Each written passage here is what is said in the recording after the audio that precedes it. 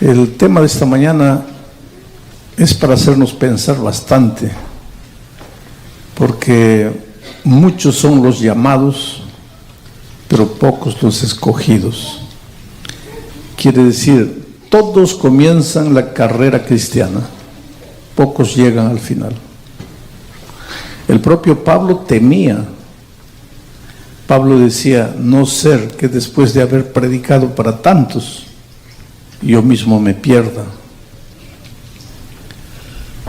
Comenzar es fácil, ya terminar depende de la persistencia, de la perseverancia, de la permanencia en Cristo.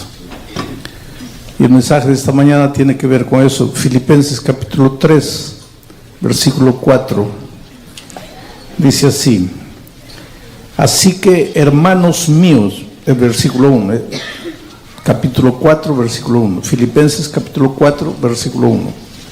Así que, hermanos míos, amados y deseosos, gozo y corona mía, estad firmes en el Señor, amados. A mí me impresiona la manera cariñosa como Pablo se dirige al pueblo de Dios: amados, deseados. En un solo versículo menciona 2 veces la palabra amados, amados míos. Pablo era un hombre que vivía en función de su misión. Un hombre que vivía en función de la misión porque el vivir para él era Cristo. Cristo, Cristo, Cristo. Es que Pablo, al inicio de su vida, era un pobre cazador de cristianos, ¿no? Perseguidor de cristianos. Y ustedes saben que un día, una noche, camino de Damasco, se encontró con Jesucristo. Él toda su vida pensaba que perseguía herejes. Y esa noche él preguntó: Señor, ¿quién eres tú? Porque escuchó la voz de Jesús que le dijo: Saulo, Saulo, ¿por qué me persigues? ¿Quién eres tú, Señor? Yo soy Jesús, a quien tú persigues. Pobre Pablo. Él nunca pensó que estaba persiguiendo al Señor Jesucristo. Pensó que estaba persiguiendo a un bando de herejes. ¿Será que esta mañana, por esas coincidencias de la vida, estoy predicando a un hombre cuya esposa ya está en la iglesia hace algún tiempo, o cuyo hijo está en la iglesia, o cuyo padre está en la iglesia hace algún tiempo, pero tú siempre te has mantenido al margen? Inclusive más de una vez has dicho a tu esposa o a tu hijo, a tu padre, a tu hermano, a tu vecino, a tu primo: no, esas tonterías de religión, te están lavando la cabeza, te están engañando, ahí te bautizan después para sacarte los diezmos, que eso, que. Pobrecito tú, no sabes a quién persigues, no sabes de quién hablas. Ahora, tú podrías abrir el corazón hoy, que está todo bien, tranquilo, estás sentadito, con vida, con salud. Triste será que un día tengas que abrir el corazón a Jesús cuando estés como Pablo, comiendo arena en la oscuridad de la vida, ciego, caído. ¿Caído de dónde? Del pedestal de tu orgullo, enfermo, con cáncer, destruido, acabado. Y cuando ya no te resta otro camino, ahí, Señor Jesús, como la última rueda del coche. Jesús. Y si Jesús fuera hombre, te diría: ah, qué bonito, ¿no? Ahora que ya el médico te dijo que vas a morir dentro de un mes, te acordaste de mí. Qué bonito, ¿no? Pero Jesús no es hombre. Es un Dios maravilloso de amor. Y no importa cómo vengas a Él, Él te recibe y te acepta. Por eso yo te pregunto: ¿qué esperas para entregarte a Jesús? ¿Qué esperas para rendirte a Jesús?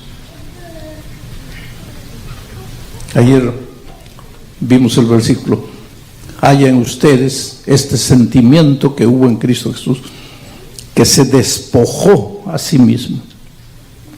Jesús se despojó de la gloria, de la honra. Si tú quieres tener el sentimiento de Jesús, tendrás que despojarte. Pero ¿qué honra y gloria tienes? No tienes nada. Tendrás que despojarte de tus preconceptos, de tus temores, de tus miedos, para bajar a las aguas del bautismo, así como Jesús bajó a la muerte. Tu muerte es el bautismo. Cristo murió por ti, y cuando eres bautizado te bautizas en la muerte de Jesucristo. Entonces no pienses, si tienes que bautizarte, no pienses. Pero hay personas duras, ¿no?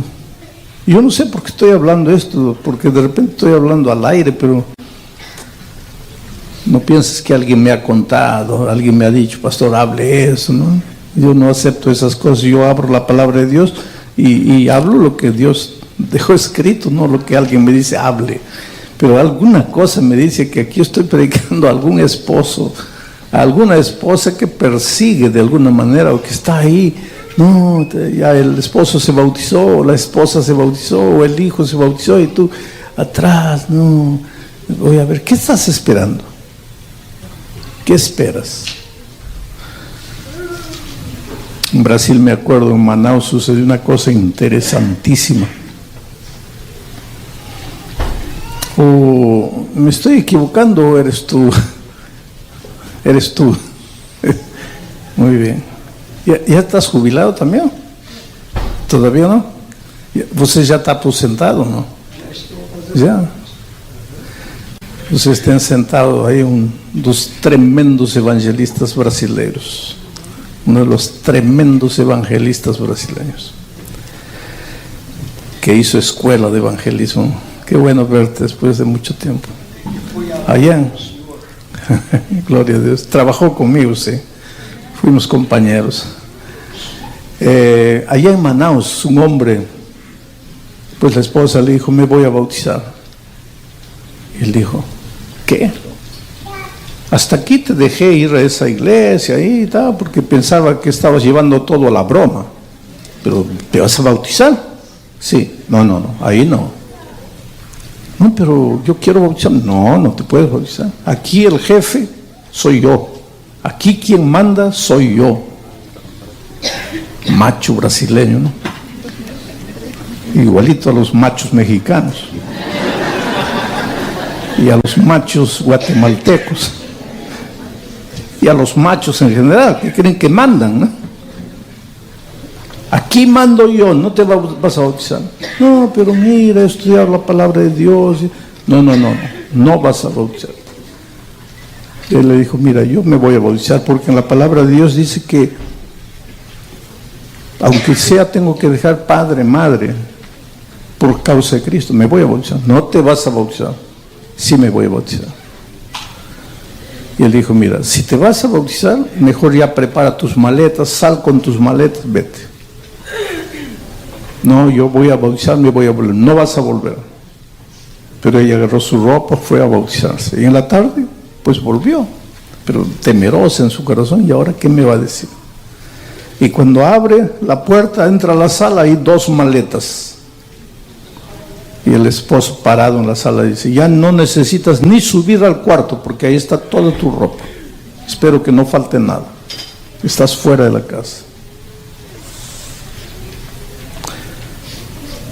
Y la esposa se quedó sin saber qué decir, porque muchas veces cuando tu amigo, tu compañero de trabajo, tu colega, tu jefe, tu patrón se ríe de tus convicciones, tú no sabes qué decir, ¿no? Te quedas como mudo, no sabes qué decir. Cuando te dicen, eres un tonto, ¿qué estás guardando el sábado? Pídele permiso a tu pastor para que puedas trabajar este sábado. Que esa gente no entiende, pues. Piensan que guardar el sábado es un capricho de una iglesia. Piensan que el pastor puede dar permiso para que trabajes en sábado. Ellos no entienden la palabra de Dios, porque para entender la palabra de Dios hay que tener mente espiritual, pero una mente carnal no puede entrar en entender las verdades divinas.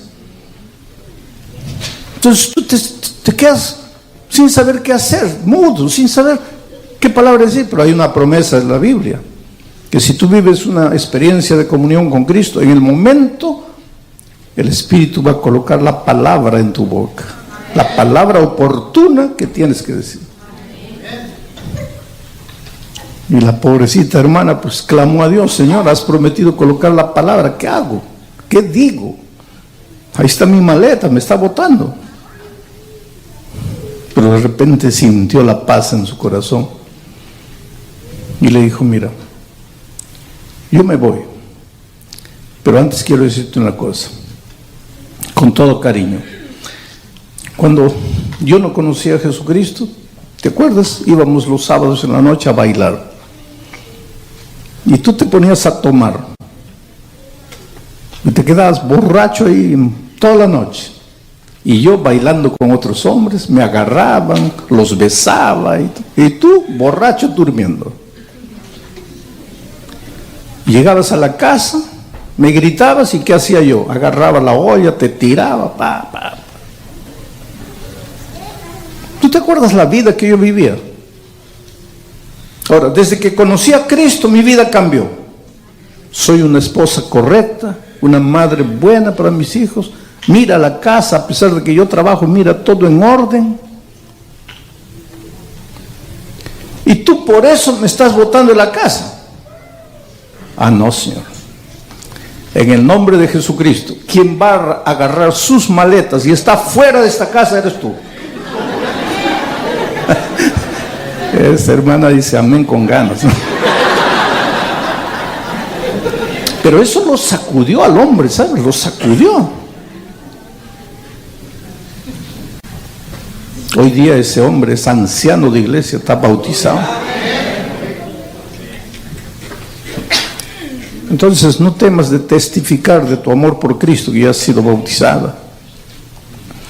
Ahora, todo esto es introducción, eso no es el mensaje extraído del texto. Porque el texto habla de estar firme hasta el día en que Cristo venga. Porque comenzar es fácil, bautizarse es fácil, nacer es fácil. Dice que si todos los niños que nacieran físicamente en el mundo, ninguno muriera, todos vivieran, ya no habría lugar en el planeta Tierra para todos los seres humanos. Hace rato que ya nos estaríamos comiendo unos a los otros porque ya no habría nada que comer. Ahora no voy a decir gracias a Dios los niños mueren, porque ¿cómo vamos a agradecer a Dios por eso?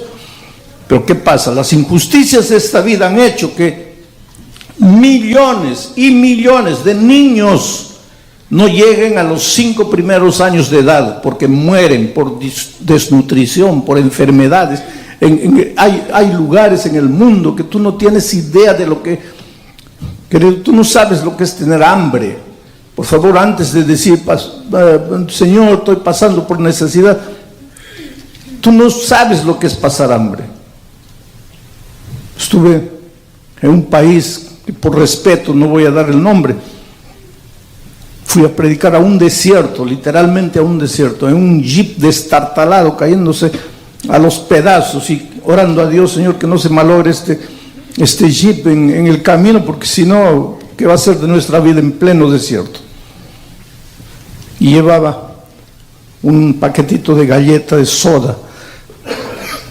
Mi padre, un hombre sabio, decía: hijo, cuando vas a un lugar que no conoces, lleva algo para comer, porque no sabes que puedes necesitar. Y si no necesitas, está bien, pero de repente necesitas. Y yo llegué a un lugar, ¿sabes?, para predicar. Hermanos que habían caminado 5, 6, 7 horas por el desierto. Los pies nunca habían usado zapato. Los pies ya no tenían piel, era cuero rajado. Y ni siquiera sangraban. Hombres delgados, ¿sabes?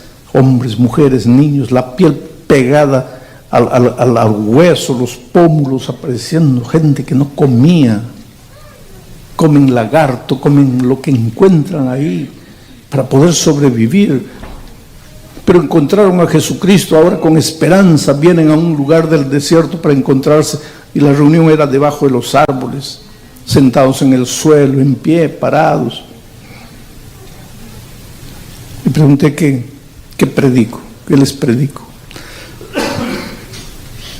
Y les prediqué de la tierra nueva, cuando Cristo vendrá y colocará una mesa blanca, y uno por uno irá dando las bienvenidas. Bienvenido, hijo, qué bueno que llegaste, bienvenido, bienvenido, bienvenido. Y la mesa servida, un mantel blanco, frutas, comida.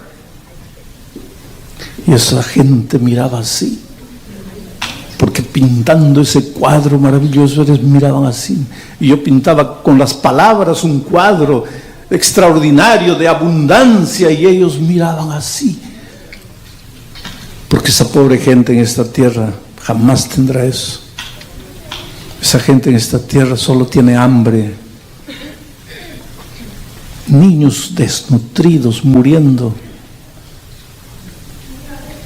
Y de repente, cuando yo estoy hablando de la tierra nueva, una soprano, una hermana allá al fondo comienza a cantar un himno que yo había escuchado tantas veces, pero que nunca había tenido tanto significado para mí. Ese himno que dice: hay un mundo feliz más allá. Y cuando comenzó el coro, todos comenzaron a cantar: en el mundo feliz, en el mundo feliz. Sabes, yo puedo predicando emocionarme, pero yo difícilmente me quiebro. Dios me ha ayudado a controlar mi emoción hasta el fin, pero esa mañana no pude. No pude. Mientras yo estaba en el jeep esperando la hora de predicar, vi un niño con hambre, los ojos hundidos de hambre, de desnutrición. Me acordé del paquetito de galleta y se lo ofrecí. ¿Para qué? Los niños aparecieron así como un enjambre de abejas. Nadie comió nada porque hicieron polvo la galleta. Eso es necesidad. Y Cristo viene a colocarle un punto final a todo eso. Pero hay injusticia en este mundo. El rico cada vez más rico, el pobre cada vez más pobre. Y entonces, la mayoría de los niños que nacen no viven. Por eso hay lugar en este mundo para todos. Por eso estamos vivos. Porque si todos los niños que nacen vivieran, ya estaríamos todos muertos. Pero entonces, eso mismo se repite en la vida espiritual. Y Pablo dice que no todos los que nacen estarán firmes cuando Cristo vuelva. Y por eso dice: amados, y habla con tanto cariño: amados, lo que más quiero es que cuando Cristo venga, ustedes estén firmes. Y este pensamiento él repite una y otra vez en la epístola a los Filipenses. Por ejemplo, en el capítulo 1, versículo 10 dice: para que aprobéis lo mejor, a fin de que seáis sinceros e irreprensibles para el día de Cristo. Él está preocupado en el fin.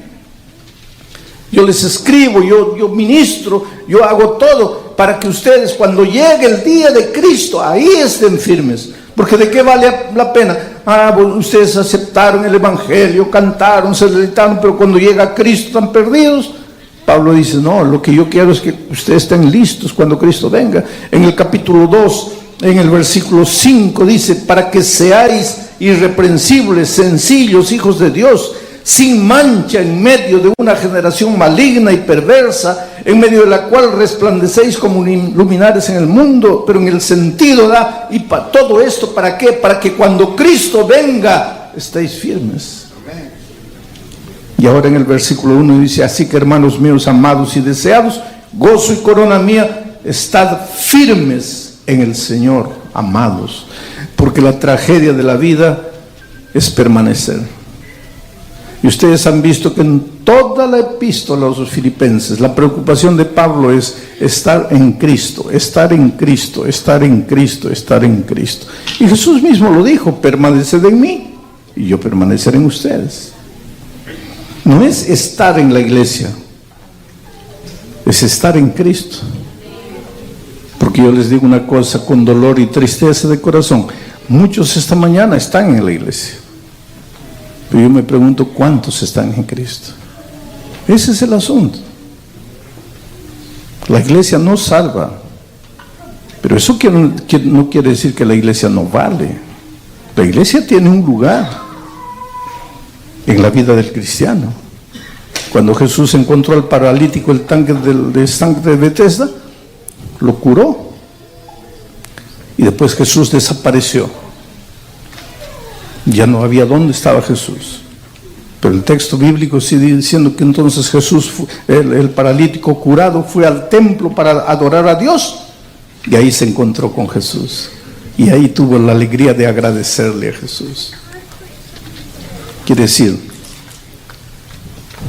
el templo no te salva, pero no digas que has sido salvado por Cristo si no estás en el templo.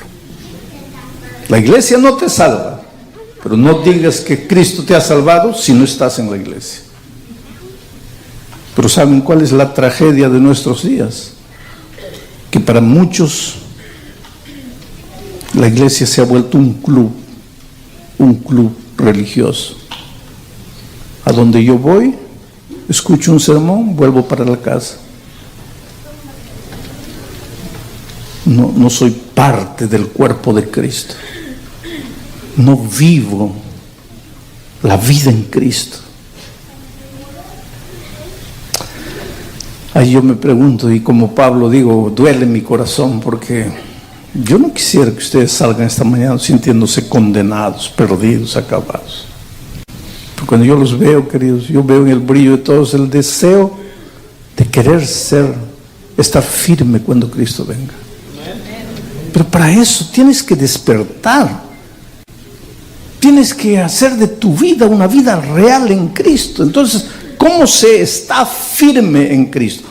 Porque nosotros los cristianos tenemos muchas expresiones maravillosas. Por ejemplo, cristianismo es andar de la mano con Jesús.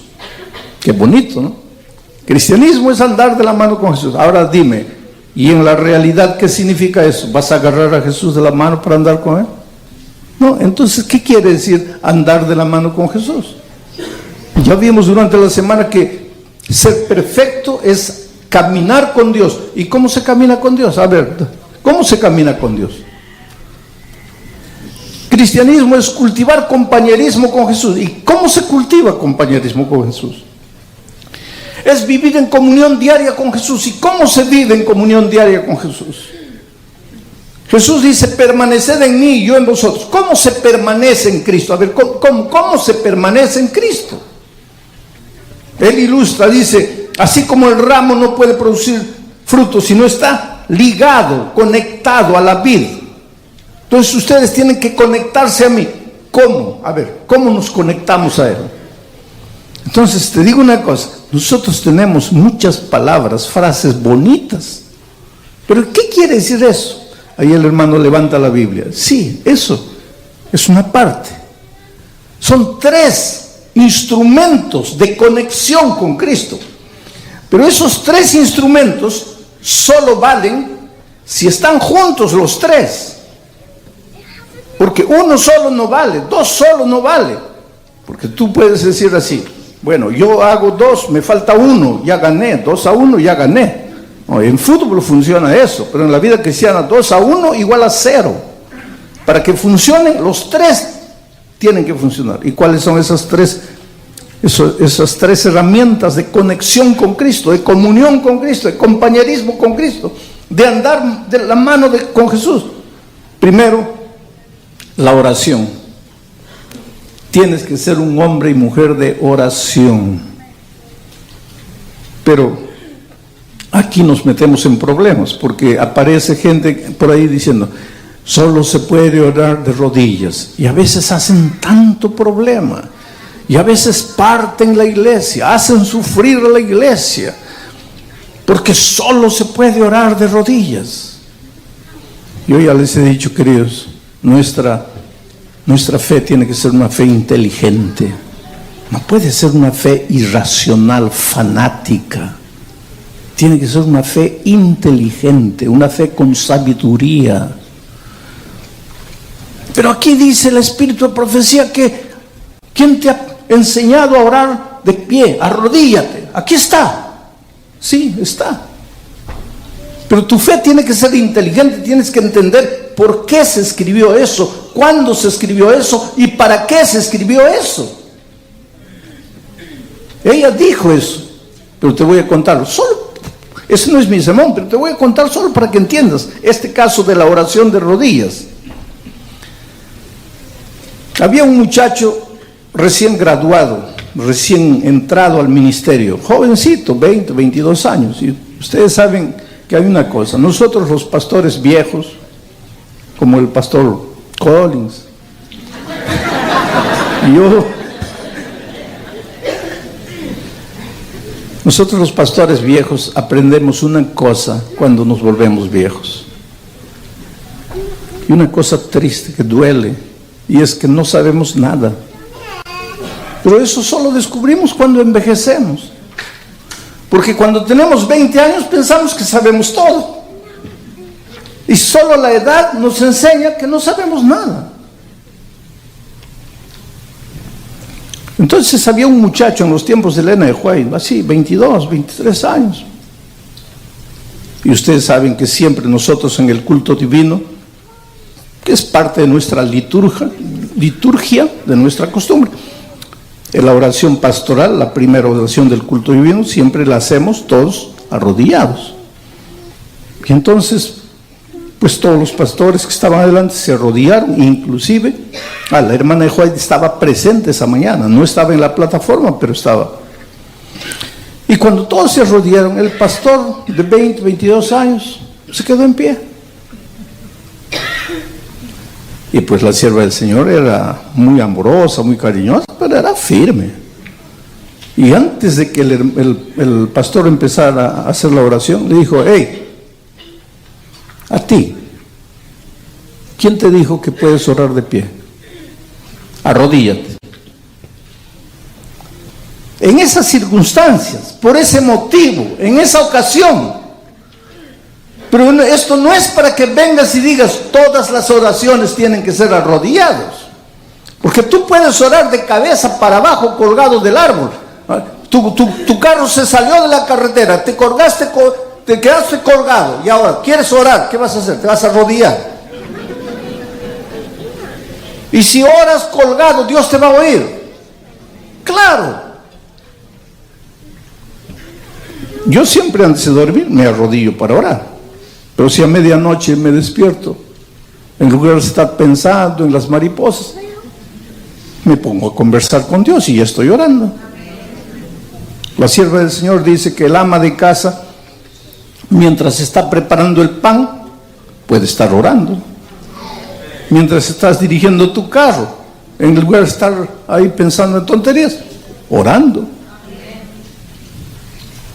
Lo que tienes que... Y Pablo resuelve todo el problema cuando dice: orad sin cesar. ¿Qué quiere decir sin cesar? 24 horas por día orando.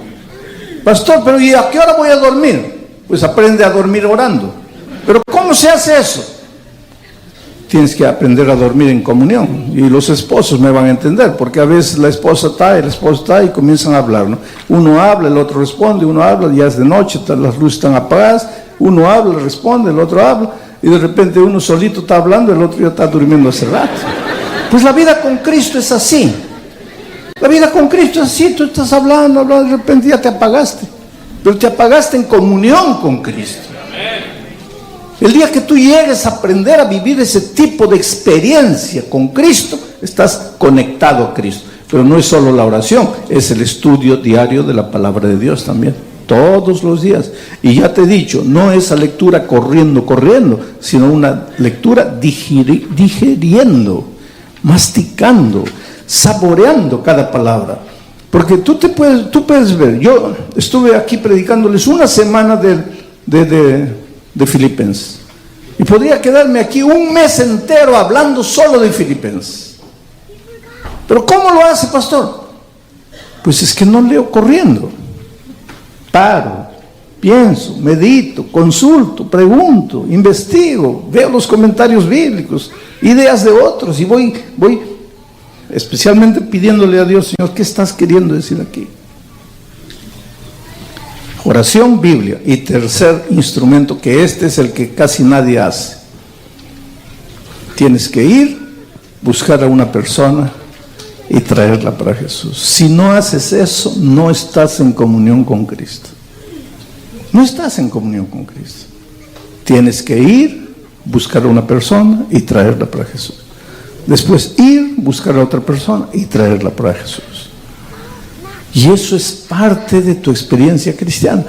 Ahora te digo una cosa, si tú limitaras toda tu vida cristiana solo a esas tres cosas, solo las tres cosas, orar en todo tiempo, estudiar siempre la palabra de Dios y traer personas para Cristo, si tú limitaras tu vida a eso, cuando Cristo venga, estarás firme. Pero nosotros complicamos nuestra vida tanto, ¿no? Porque pensamos que el cristianismo es no tocar batería, no usar anillo, no usar arete, no hacer esto, no cantar. Yo no estoy diciendo hagan. Yo estoy diciendo que la vida cristiana no es eso. Eso es un resultado final de la vida cristiana. Pero eso no es la vida cristiana. Entonces hay alguien porque no puedo comer, no puedo beber, no puedo ir, no puedo mirar, no puedo ir. Ahora, orar, estudiar la Biblia, traer a una persona para Cristo, ¿qué me importa eso? Lo que importa es no esto, no aquello. Y cuando Cristo venga, ¿en qué parte de la Biblia dice que para que cuando Cristo venga estés firme, no tienes que prender el arbolito de Navidad, no celebrar el cumpleaños, no usar esto, no tocar batería? ¿En qué parte de la Biblia dice eso? Entonces, ¿en qué fundamentas tu vida cristiana? Por eso Jesús dijo, tienes que construir encima de la roca. ¿Y quién es la roca? Cristo. Pero algunos están construyendo encima de la arena. ¿Y qué es la arena? Un montón de cositas. ¿Qué cosa es la arena? Piedritas chiquitas, tan chiquitas. Hay gente que está construyendo su fe encima de esas piedrecitas chiquitas. Y se olvidan de construir en la roca. La roca es Cristo. Pero hay otra cosa más. Hay que aprender a vivir la vida cristiana. Dice, así que hermanos míos, amados y deseados, gozo y corona mía, estad firmes en el Señor. ¿Cómo se está firme en el Señor? El versículo 3, el capítulo 3, versículo 1, explica de cierta manera. Por lo demás, hermanos, gozaos en el Señor. La vida cristiana es gozo, es alegría. La vida cristiana es gozo, es alegría. Tú vas a ver, el pueblo de Israel era un pueblo tan alegre, que hasta bailaban, hasta danzaban de alegría. En la parábola del hijo pródigo, cuando el hijo regresa, el padre hace una fiesta, música, alegría, mi hijo ha vuelto, alegría. La vida es gozo, alegría. Algunos viven la vida tan triste y van una vida que no puedo comer esto, que no puedo hacer aquello, y después van donde sus vecinos, todos pálidos, ay, con esa cara, no, que esto, para hablarles del evangelio. El vecino los mira, pues, para ser así como tú, sal fuera de aquí, no quiero nada contigo, ¿qué evangelio? Ya la vida es triste, ahora me vas a meter ahí a esa iglesia donde nadie puede hacer nada. Pues la vida es dinámica, la vida es feliz.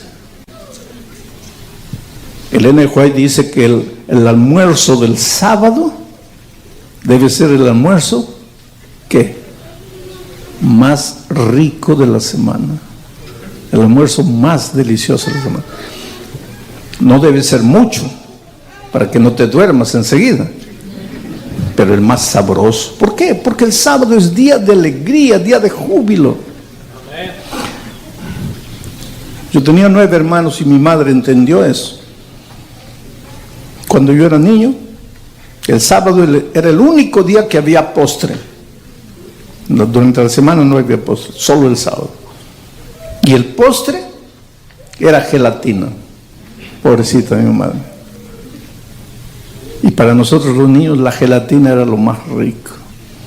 Y cuando desde el domingo ya estábamos esperando el sábado, a ver, falta 6 días, falta 5 días, falta 4 días, falta por la gelatina. Pero la verdad es que de niños el sábado comenzó a ser una alegría. Porque la vida es alegría. Por eso Pablo dice, por lo demás, hermanos, gozaos en el Señor. A mí no me es molesto el escribiros las mismas cosas, y para vosotros es seguro. Interesante, Pablo dice así: a mí no me molesta escribirles siempre las mismas cosas, y eso para ustedes es seguridad. Yo aprendí eso con el tiempo, porque cuando era... ¿Sabe por qué yo predico sin papel? Porque cuando yo era jovencito, recién graduado, hacía mis bosquejos. Pero decía así, yo pensaba para mí, si yo predico el mismo sermón 2 veces, los hermanos van a pensar que yo no estudio, que yo soy ocioso. Entonces yo no puedo predicar 2 sermones, el mismo sermón 2 veces. Entonces, para no sentirme tentado, agarraba mi bosquejo y lo echaba a la basura. Entonces iba y predicaba sin bosquejo. Pero la vida me enseñó algo. Tú no tienes que estar inventando cada día. A ver, ¿qué invento? ¿Qué invento? No. Predica como Pablo. A mí no me molesta predicarles siempre las mismas cosas. Y para ustedes eso es seguridad. El problema es que, mira, piensa en las películas, en las novelas, siempre la misma cosa. Pero cuando vienes a la iglesia y el pastor comienza a predicar un sermón que ya de alguna manera lo has escuchado, ya comienza a dormir, ya escuché. Pero en la novela no te duermes, en la película no te duermes. Siempre el bueno mata al malo y... la misma historia, pero siempre estás ahí. Es que el diablo conoce y hace funcionar aquí en la cabeza. Cuando se trata de cosas espirituales y estás repitiendo la misma cosa, te cierra la llave. Pero cuando el diablo te está presentando las mismas cosas, ahí él te abre la llave. No tengas miedo de leer la misma Biblia, lee el mismo versículo, lee. Y hay otra cosa, coloca eso en tu cabeza, porque el versículo 8 del capítulo 4 dice lo siguiente: por lo demás, hermanos míos, pensad todo lo que es verdadero, todo lo que es honesto, todo lo justo, todo lo puro, todo lo amable, todo lo que es de buen nombre, si hay virtud alguna, si hay algo digno de alabanza, en esto pensad. Ese es uno de los secretos de la vida cristiana victoriosa. Coloca pensamientos positivos en tu cabeza. Y ahora viene, no voy a hacer propaganda, no estoy haciendo propaganda, pero voy a hablar de los discos de Sampaguita, que pueden ser de cualquiera, no importa quién cante. Pero tú te vas al trabajo, sales de mañana. A ver, ¿cuántos aquí demoran media hora de su casa al trabajo por manejando carro? ¿Está bien? Hay muchos. Media hora. ¿Y qué hacen en la media hora? ¿Ah? ¿Qué escuchan? ¿Prenden el radio? ¿Qué escuchan? Ahí que está. Si tú te colocas una banda mexicana de esas, ¿ah? Sí, no me sé la letra de una para contarte, pero no, pues esas letras, ay, que la vida, que desgracia, que mi mujer se fue con otro, que me quedé, que eso, que aquel, que mejor me emborracho, que la tequila, que tal. Hay una ley de la mente, y esa ley de la mente dice: la repetición constante de un mismo mensaje lleva inevitablemente a la acción. Entonces, ay, soy borracho, vas a acabar siendo borracho. Pero si tú colocas un disco de una música Señor, mi corazón es tuyo, yo te amo, yo quiero servirte, pues vas a acabar amando al Señor, entregando el corazón y sirviendo al Señor, porque la repetición constante de un mismo mensaje te lleva inevitablemente a la acción. ¿Conoces esa música Caballo Viejo de Julio Iglesias? Pues si colocas ahí caballo, soy un caballo viejo. Pero si yo coloco una música, Señor, cada día quiero servirte, pues, aunque tenga 100 años voy a querer servir a Dios. Pero si coloco caballo viejo, a los 40 años ya estoy.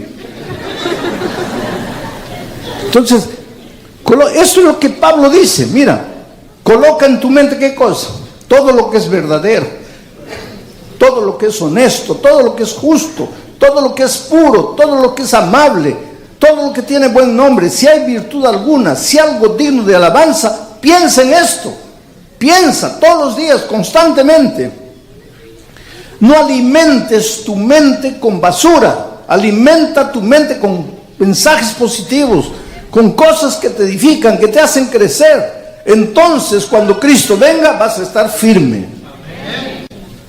Vivir la vida cristiana es simple, querido. No te compliques la vida.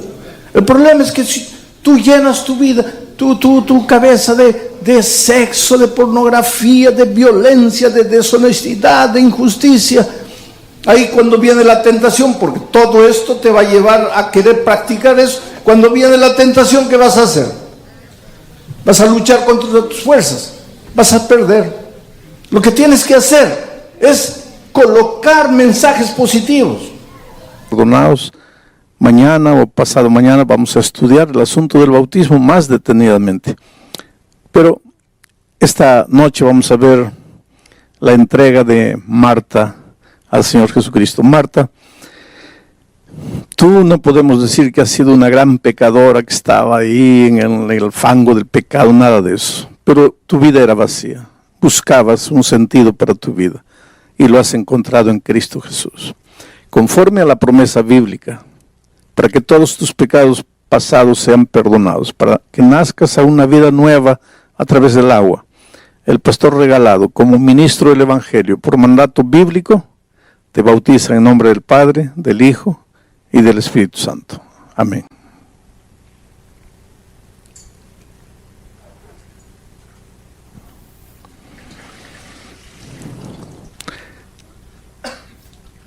A mí me gusta decir, miren los ojos. Cuando las personas salen de las aguas del bautismo, hay un brillo de esperanza. Las cosas viejas pasaron, he aquí todo ha sido hecho de nuevo. Si uno de ustedes todavía no ha pasado por la experiencia del bautismo, pues nunca van a entender. Porque para entender hay que vivir el salir del agua y abrir las alas y volar por el azul infinito del cielo que Dios tiene preparado para nosotros. Que Dios bendiga a Marta. Vamos a entrar al mensaje de esta noche. Voy a hacer una pequeña revisión para que ustedes entiendan. El mensaje de esta noche no es fácil de ser entendido. Hay mucho cristiano que lee la Biblia y no logra entender. Esta semana toda estamos diciendo que Jesús es la vida. Él es la vida. La vida no es un periodo de tiempo que respiramos, nos movemos, caminamos, andamos. No. La vida es una persona. La vida es el Señor Jesucristo. Aliás, es interesante esto. Mira, ¿qué es la salvación? La salvación no es una doctrina. La salvación es una persona. Cuando Jesucristo entró a la casa de Zaqueo, Él dijo, hoy ha entrado la salvación a esta casa. Jesús es la salvación. Si quieres ser salvo, no tienes que tratar de hacer nada. Si quieres ser salvo, tienes que vivir en comunión con la persona salvación y ya estás salvo porque Él es la salvación. Si quieres disfrutar de vida plena y si Jesús es la vida, pues no te separes de Jesús y vivirás la vida con sentido, la vida exuberante, la vida plena. ¿Qué es la justicia? Jesucristo o el profeta Jeremías, hablando de la venida del Mesías, dijo que en los días del Mesías Judá sería salvo, Israel estaría seguro, y este será el nombre por el cual lo llamarán Señor, justicia nuestra. Jesús es la justicia. ¿Quieres ser un hombre justo? Pues ve a Jesús, vive una vida de compañerismo con Jesucristo. ¿Qué es la verdad? Se filosofa tanto en la verdad. La verdad es relativa, la verdad es absoluta, que cada uno tiene su verdad. Ahora viene Jesucristo y dice, yo soy la verdad. ¿Quieres encontrar la verdad? Porque te digo una cosa, la verdad es cristalina, la verdad es limpia, pero la verdad es sana. La mentira engaña. Andar en la mentira es andar en la penumbra. Te tropiezas, te caes, sufres. Entrar a la verdad no es fácil, porque la verdad no te dice lo que tienes, lo que te gusta escuchar, lo que quieres oír. La verdad te dice la verdad. La verdad es como un espejo, no te esconde la realidad. Yo quisiera tener cabello, pero cuando voy al espejo, el espejo me dice la verdad. La verdad. Hay mucha gente que no se quiere confrontar con la palabra de Dios porque tiene miedo de la verdad. Y sin embargo, ¿de qué vale que yo me ponga peluca, que ande disfrazando, que parezco que tengo cabello? La realidad es mía. Tengo que aprender a ser feliz con mi realidad. Bueno, ¿qué es la verdad? La verdad es Cristo. Yo soy la verdad, dijo él. ¿Quieres andar en la verdad? Pues anda con Cristo. Él dijo, yo soy el camino. Hay gente que me dice, pastor, yo no sé cómo salvar mi matrimonio. Pastor, yo no sé cómo educar a mis hijos. Pastor, yo no sé cómo pagar mis deudas. ¿No sabes cómo? Entonces necesitas encontrar el camino. Porque si no sabes cómo, estás perdido. Y si estás perdido, no has encontrado el camino. Y Jesús es el camino. Ve a Jesús, vive con Él, no te separes de Él. Tú te das cuenta que la vida cristiana toda es comunión con Cristo. Es por eso que el centro de la experiencia cristiana es Jesucristo. No es tu ropa, no es la música, no es la comida, no es el cabello, no es el sábado, no es el diezmo. Todo eso tiene su importancia y tiene su lugar en la vida cristiana, pero el centro del cristianismo es Cristo. Por eso el cristianismo se llama cristianismo. El centro de la vida del cristiano no es la iglesia, porque si fuera la iglesia, el cristianismo tendría que cambiar de nombre, tendría que llamarse iglesismo. Pero se llama cristianismo, porque Jesús es el centro de la vida cristiana. ¿Y entonces por qué vamos a la iglesia? Porque Jesús dice que Él es la cabeza y la iglesia es su cuerpo. Y si yo quiero estar con Cristo, tengo que estar en su iglesia, porque simboliza el cuerpo de Cristo. Y si yo amo a Jesús, amo la cabeza y amo el cuerpo. No puedo separar ambas cosas. Bueno, vamos a entrar al tema de esta noche. Aquí está Jesús, Él es la vida. Si Jesús es la vida y yo me separo, entro al territorio de la muerte. No es una muerte instantánea, ya lo dije, es una muerte lenta, paulatina. Ojalá que fuera instantánea, porque si fuera una muerte instantánea, pues me separo de Jesús y muero. Y se acabó, ya no hay dolor, ya no hay sufrimiento, porque los muertos nada saben. El asunto es que esta muerte no es instantánea, es un morir muriendo, en gerundio. Desde el momento que me separo de Jesús, empiezo a morir. Muere mi familia, mi vida financiera, mi vida profesional, mi vida personal, mueren mis valores, mis virtudes, y finalmente mueren las ganas de vivir, y no quiero vivir más. Ahora un día me encuentro aquí, desesperado, todo anda mal en mi vida, tengo ganas de matarme, y yo pregunto, ¿hay solución? Claro que hay solución. ¿Y cuál sería la solución lógica? Pues volver al Señor Jesucristo. Solo que ahí, cuando estoy volviendo al Señor Jesucristo, aparece el enemigo y dice, no. La palabra de Dios, porque el diablo usa la palabra de Dios cuando le conviene. Ojalá que usara la palabra de Dios completa, no, él agarra lo que le conviene. Entonces dice, la palabra de Dios dice, el pecado, la paga del pecado es la muerte. Y este pecó, por lo tanto tiene que morir. Tiene que morir. Entonces aparece la figura maravillosa de Jesucristo y dice, no, él merece morir, porque él se fue, voluntariamente se fue, entró al territorio de la muerte, merece morir, pero yo voy a morir en su lugar. Y él ya no necesita morir, porque él va a transferir todos sus pecados para mí, y yo voy a ir a la cruz del Calvario llevando los pecados de él. Él está libre, ya sin pecado, porque ya pasó todos los pecados para mí, y yo voy a morir en la cruz del Calvario. Solo que este concepto teórico es difícil de entender por el ser humano. Por eso Dios le dio a Israel la orden, hágame un santuario. Y lo que sucede en ese santuario es la explicación práctica de cómo funciona la salvación.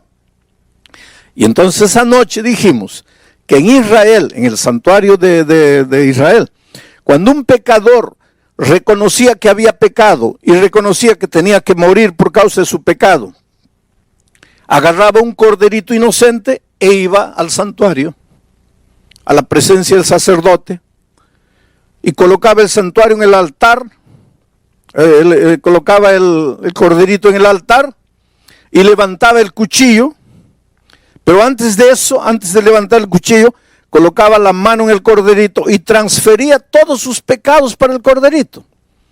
Porque si hubo pecado, tiene que haber muerte. Él no quería morir, alguien tenía que morir.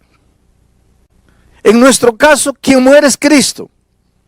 Pero para que los seres humanos entendieran de manera vívida eso, existía el sistema de sacrificios.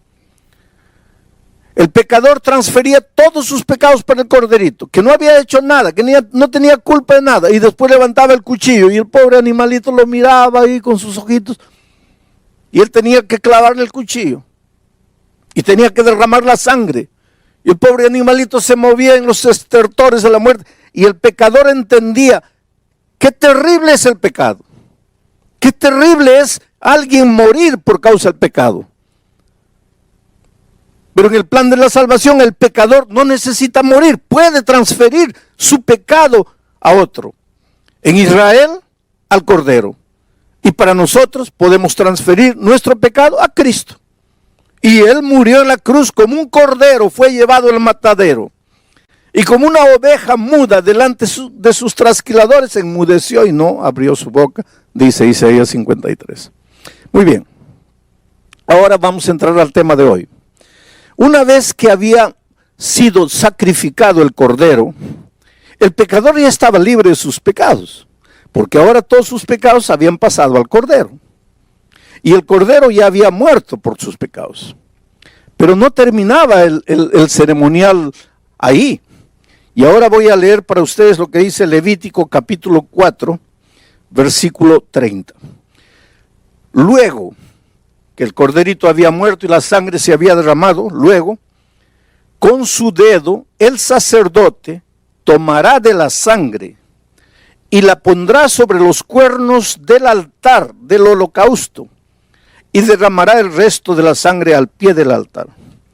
O sea, queridos, escuchen, una vez que el corderito había muerto, la sangre se había derramado, el sacerdote mojaba su dedo en la sangre del cordero y mojaba los cuernos del altar, la parte más alta del altar, y derramaba la sangre en el santuario.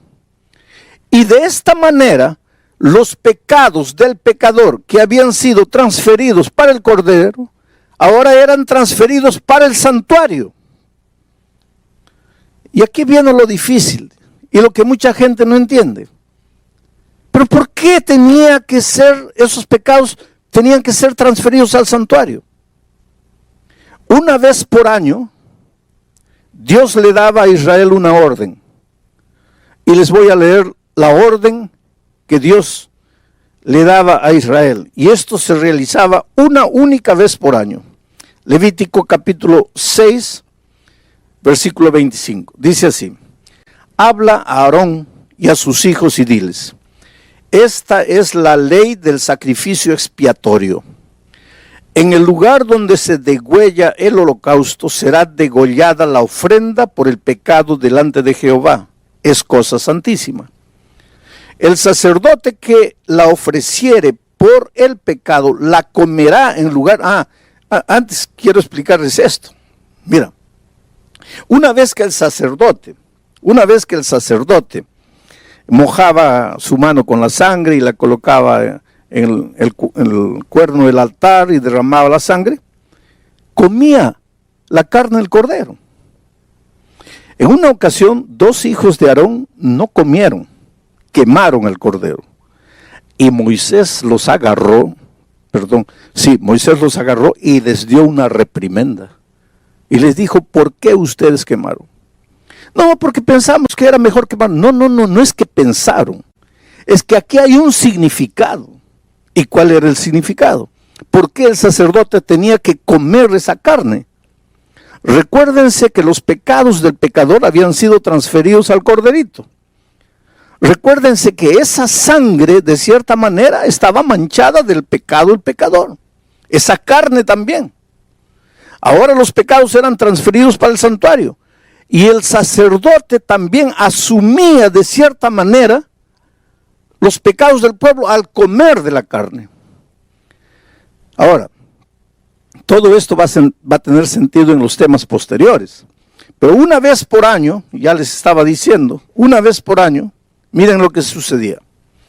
Así purificará el santuario a causa de sus impurezas de los hijos de Israel, de sus rebeliones y de todos sus pecados. De la misma manera hará también el tabernáculo de reunión, en el cual reside entre ellos en medio de sus impurezas. Una vez por año tenían que purificar el santuario. ¿Qué día y cómo se hacía esto? En el versículo 29 dice, en el mes séptimo, a los 10 días del mes afligiréis vuestras almas y ninguna obra haréis, ni el natural ni el extranjero que mora entre vosotros, porque en ese día se hará expiación por vosotros y seréis limpios de todos vuestros pecados delante de Jehová. Muy bien, ahora voy a tratar de explicarles este asunto. Miren, cuando el pecador transfería sus pecados al cordero, él se iba libre, ya no tenía pecado, porque su pecado había pasado para él. Ya no necesitaba morir él, porque el corderito moría en su lugar. Pero a través de la sangre del cordero, los pecados eran transferidos para el santuario. Los pecados no se evaporaban. No es porque él dijo, perdón, ya se hicieron humo. Los pecados estaban registrados, estaban manchados en el altar del santuario con la sangre del cordero. Y por eso Dios decía, y una vez por año tienen que purificar el santuario. Quiere decir, ¿qué significa purificar el santuario? Tienen que sacar el pecado del santuario y llevarlo a su verdadero origen. Entonces, en ese día, que era llamado el día de la expiación, el sacerdote se vestía una ropa bonita, especial, que solo se vestía ese día, realizaba el sacrificio del cordero y entonces entraba al lugar santísimo, a la misma presencia de Dios, confesando los pecados del pueblo. Mientras el sacerdote estaba haciendo eso en el santuario, el pueblo en el patio estaba orando, suplicando a Dios. Ese era un día de juicio. ¿Pero qué juicio? ¿Juicio de qué?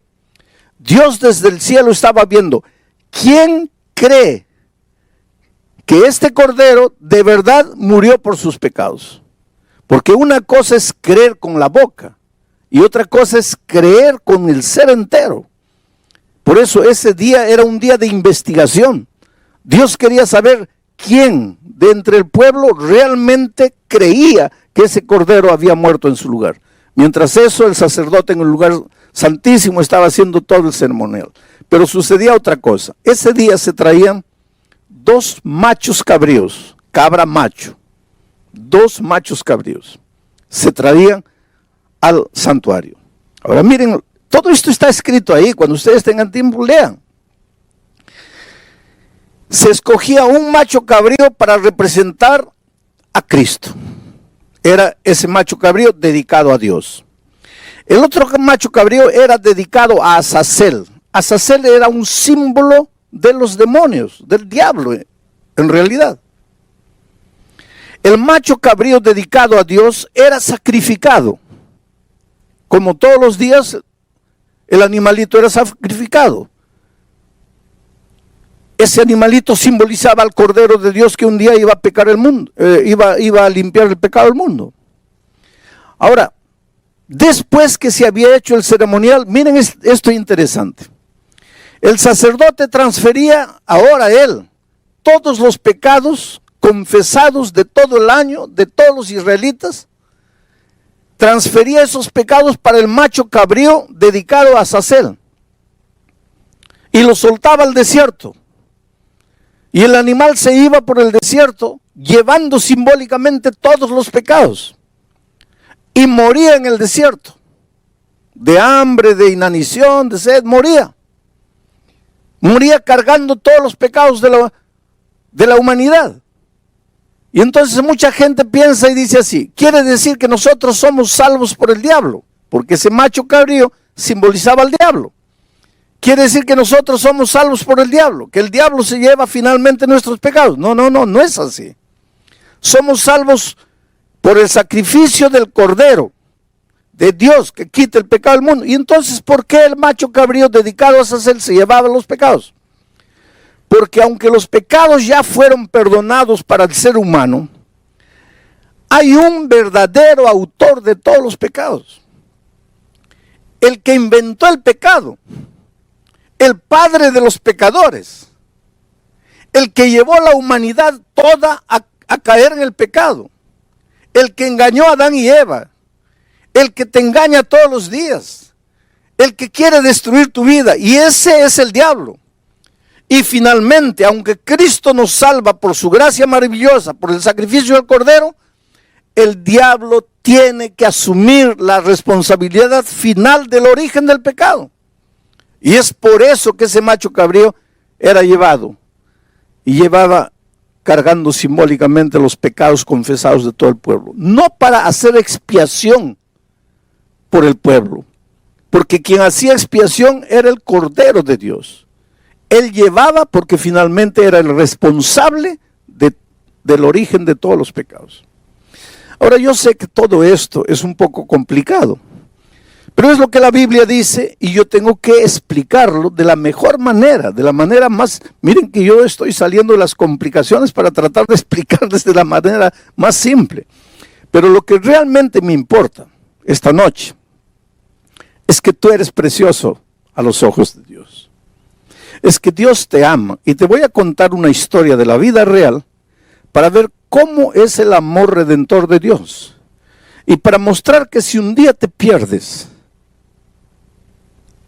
va a ser únicamente porque quieres perderte, no porque caíste, porque caer todo el mundo puede caer, sino porque no creíste en el amor de Dios y en el poder transformador de Dios. Antonio era un muchacho de 14 años. Nunca conoció a su padre. Tenía un hermanito de 10 años, hijo del mismo padre. La madre, en su afán de poder educar a los hijos, de poder ayudar, se casó con un hombre perverso, un hombre malo, un alcohólico, que no trabajaba, solo bebía, golpeaba a la madre. La pobre madre trabajaba lavando ropa, salía de día, de mañana, volvía en la tarde cansada, trayendo el dinero que había trabajado y el hombre la golpeaba, le quitaba el dinero, se iba a beber. Era una vida de miseria y en ese ambiente Antonio fue creciendo, ya tenía 14 años. Hay una cosa interesante, queridos, los hijos crecen. Y eso es una cosa que nosotros tenemos que colocar en la cabeza, los hijos crecen. El otro día yo estaba viendo una pareja que había sido invitada a un matrimonio de estrellas de televisión y la pareja quería ir, habían sido invitados, pero tenían una pequeñita de 2 años y no tenían con quién dejar a la niña. Y la señora estaba molesta y en un arranque de ira dice, ay, pero ¿cuándo crecerá esta niña? Y yo pensaba en mi corazón, ojalá que nunca creciera. Ojalá que se quedara con 2 años para el resto de la vida. Porque ¿qué trabajo te da una niña de 2 años? Que hay que cambiarle los pañales, que hay que acostarla, que hay que darle la comida. Ese es trabajo. Espera que tengan 14 años para que tú veas lo que es trabajo. Esperan que tenga 15 años para que veas lo que es dolor, lo que es sufrimiento. Y ahí te vas a agarrar la cabeza y decir, ay, ¿por qué creció esta niña? ¿Por qué no se quedó con 2 años? Bueno, este muchachito creció, ya tenía 14 años. Desde pequeñito vio a su madre ser golpeada por aquel hombre que no era su padre. Vio a su madre ser abusada. Y fue creciendo con odio en su corazón hacia el padrastro.